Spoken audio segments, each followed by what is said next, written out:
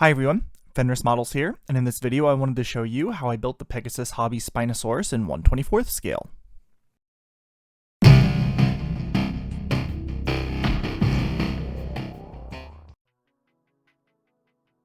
To start, we begin with the very quick assembly. Similar to Pegasus Hobbies Triceratops, which I've built in the past, video linked in the card above, there were not many parts to this one. 2 for the base, 6 for the fish, and 8 for the Spinosaurus proper for a total of 16 parts. Each part was cleaned of mold lines using the back of a hobby blade. The kit itself was made out of vinyl instead of plastic, so it was easy enough to carve back in any details that I may have damaged during the process. This does also mean that we need to use either CA glue or 2-part epoxy to fix all of the parts together. It's important to make sure you're wearing gloves when working with the epoxy. It's no fun if you get this stuff on your hands. Not only is it a pain to clean off, but it can irritate, cause rashes, and do other not so fun stuff to your hands if you get it on them.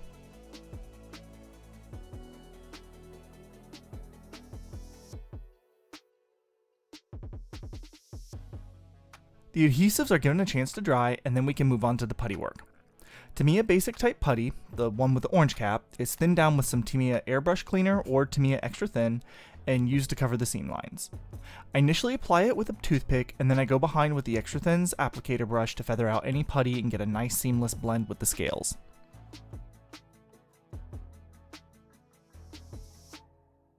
A quick side note here.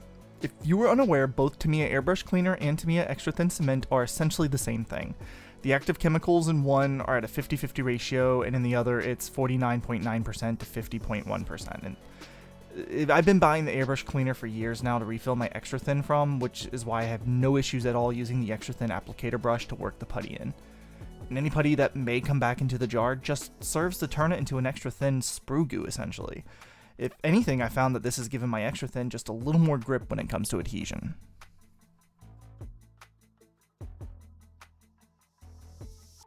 Another thing about vinyl is it doesn't take paint particularly well.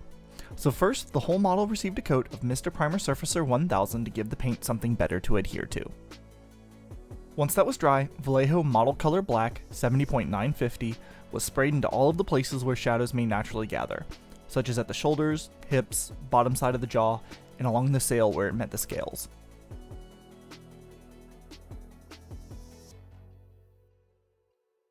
Now, part of the fun of painting dinosaurs is the permission to just go wild with whatever scheme you want to use. That being said, leaning a little on colors found on modern day animals can help make your scheme feel just that much more real. So here, I took a look at gharials, a type of crocodilian, and used that as my inspiration. Model Air Duck Egg Green 71.009 was applied under the neck, on the belly, and the bottom side of the tail.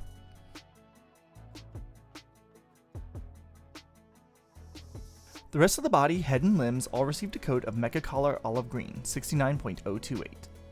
I tried to apply this almost in a pseudo marbling technique where the color wasn't uniform. Not only is this going to give some visual interest as we build the layers, but it also helps to allow some of that pre-shading to show through. The scales just below the sail were picked out individually in Model Air Olive Green 71.007. I tried to be accurate here, but I wasn't super worried about it if some of the color got onto any nearby scales. It would be easy enough to blend that in once we start adding in the washes and the dry brushing later. The same color was used on the feet, which I apparently forgot to record getting painted. Sorry. And while I was hand brushing scales, I picked out a few random scales on other parts of the body in both the olive and duck egg greens to add some character to the Spinosaurus. A wash of Athonian Chemo Shade from Citadel was then applied over the scales. For the mouth, I mixed up a batch of Model Air Red and Game Color Squid Pink in a 2:1 ratio and covered everything with it. I wasn't too worried about avoiding the teeth since they still need to be painted anyway.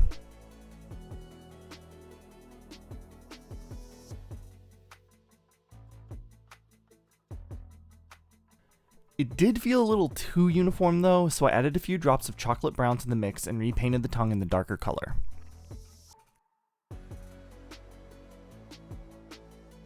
Happy with how that turned out, I washed its mouth out with some Citadel Carroburg Crimson.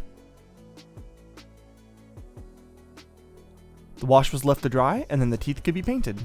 To get a good tooth color, I mixed some light gold gray, 71.121, with some model color ochre brown, 70.856, in a 14:1 ratio.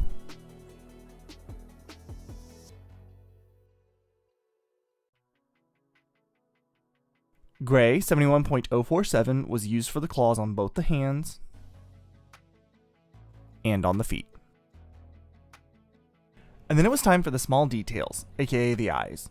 You can see how the previous wash filled them in and helped define the shape.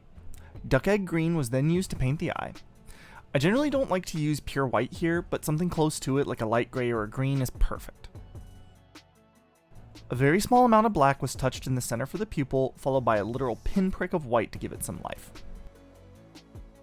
Finally, we have the sail, the part that I've been the most excited about. Camo medium brown, 71.038, was sprayed over the entire portion as a solid base to build colors on. Red was added to the paint and applied so as to leave a little brown at the edges. Then to the mixture was added some orange, making sure to leave a little of that red showing as well. Followed by straight orange. And yellow RLM04 was used to give the final stripe of color as well to hit the upper edge of the sail. The same yellow was dry brushed onto the sail, and duck egg green was dry brushed onto the rest of the body.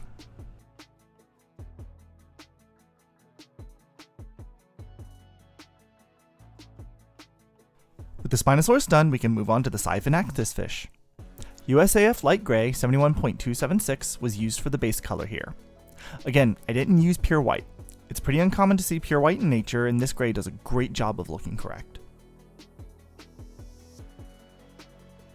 And now, there are plenty of fish out there for us to choose colors from, but for some reason, I just really wanted to do this up like an Asagi koi. So, Model Air Orange made another appearance and was painted onto the ventral side.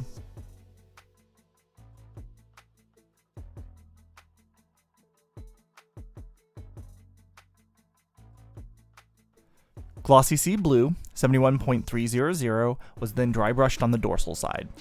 With the Asagi koi, you can often see little white between the scales, so this worked perfectly.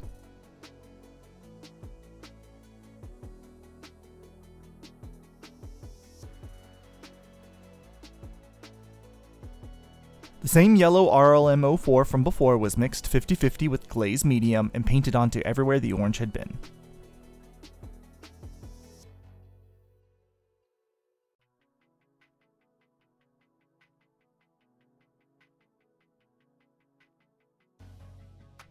The eyes were painted in a similar manner to the Spinosaurus, but instead I used Glossy Sea Blue and USAF Light Gray for the background and eye whites respectively.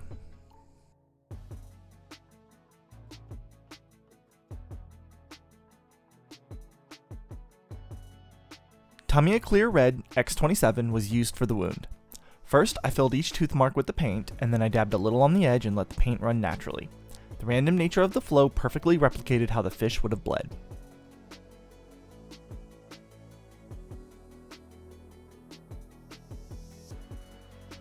And to finish the fish off, I picked out each tooth in light gold gray once again.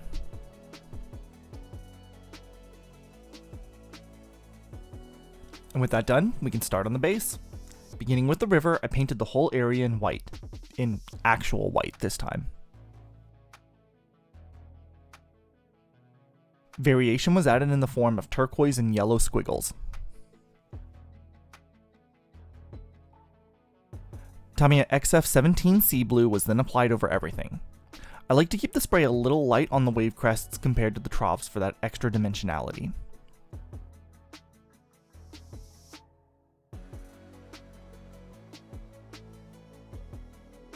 The ground was then picked out in Folk Art Nutmeg 944. I find this paint to be one of the best for ground tones. If you've seen my other dioramas, you'll recognize it immediately. Care was taken to not allow the paint to get down into the water portion, but otherwise my main concern was less about coverage and more about making sure the paint looked even and lacked any brush strokes in the finish.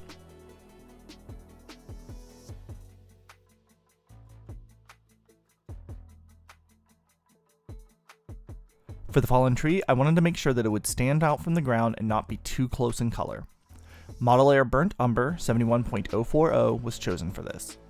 And again, to get the natural finish, I wasn't the most consistent in my paint application. In some places, you can see where the gray of the primer surfacer shows through.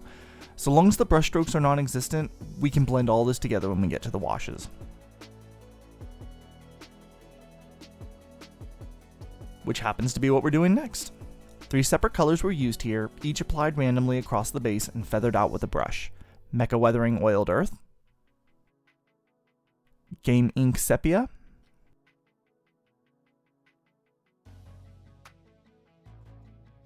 and Reichland Flesh Shade. Before any were allowed to dry, they were then blotted with a paper towel to help blend the colors and soften any edges. Now, this next phase is going to get a little messy, so I put the base in the bottom half of a box just in case. Watered down PVA glue was then applied in preparation for static grass. I'll admit I was quite excited for this part. For Christmas, I had received a static grass applicator, and this will be my first time getting to use it. I loaded it up with some Citadel modeling grass, which has a few different sizes and colors in one single blend. From there, simply touch the electrode to the glue, turn the applicator on, and a static field is created which makes the grass stand on end. Give it a few minutes for the glue to tack up, and then you can shake the excess grass off.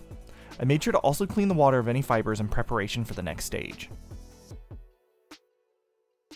I also added in some tufts of Army Painter Wasteland tufts. These have an adhesive backing that you simply pull off the provided sheet and place wherever you need.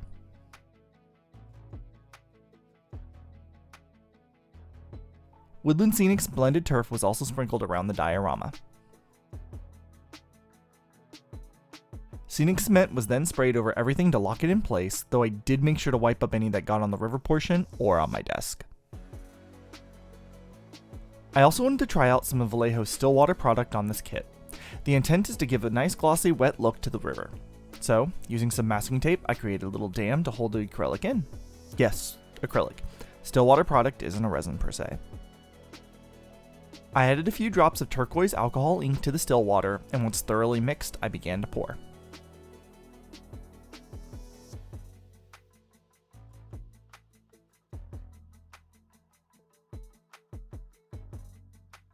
And as you can see here, there was a leak. Well, not so much a leak as much as I made more than I needed and wound up pouring it all in, causing it to flood over the dam's edges. Oh well, it wasn't too difficult to clean up at least while it was still in the wet stage. After 24 hours of curing time, I removed the tape and cleaned the edges. Well, as much as I could anyway. Some leaked between the tape and the diorama as well, leaving that weird texture there. So, since there wasn't much I could do about that, I just touched up the edges with some sea blue.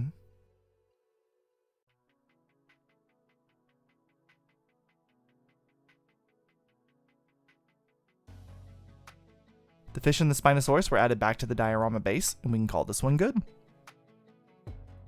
So, yeah, I'm quite proud of this one, even if there were a few things that didn't quite go as planned. That Stillwater, for example. If the base had been shaped less irregularly, I could have used some acrylic to dam it up. But I'm still happy with the results. I don't know how I got by with diorama making without the static grass applicator. It all just looks so much better. Even if grass may not have been around during the Cretaceous. Speaking of, to all my fellow dino nerds, I know this one isn't particularly accurate. Then again, it's of a Spinosaurus. So at this point, that should be expected. Of course, I did have to laugh at the fish from the Western Interior Seaway getting eaten by an African predator. All in all, though, I think this is definitely up there with my favorite dioramas, and I am quite enjoying these Pegasus Hobby dinosaur sculpts. It's just too bad they've only 3 so far, and I'm not sure if I'll get the T-Rex one or not. But that's enough of my thoughts on the diorama. What did you think?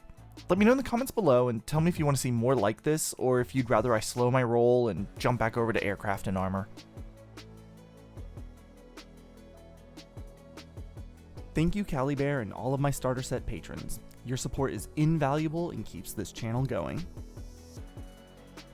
And thank you for watching. If you've enjoyed this build, make sure to hit that like, subscribe, turn on the notification bell, all that stuff. I know you hear it all the time, but it really and truly does help the channel. If you want to support the channel further, maybe check out my Patreon at www.patreon.com/FenrisModels. Want to watch more? How about one of these two videos here? One is, of course, another dinosaur diorama, and the other is one of my personal favorite aircraft builds. Either way, remember, stay safe and keep modeling.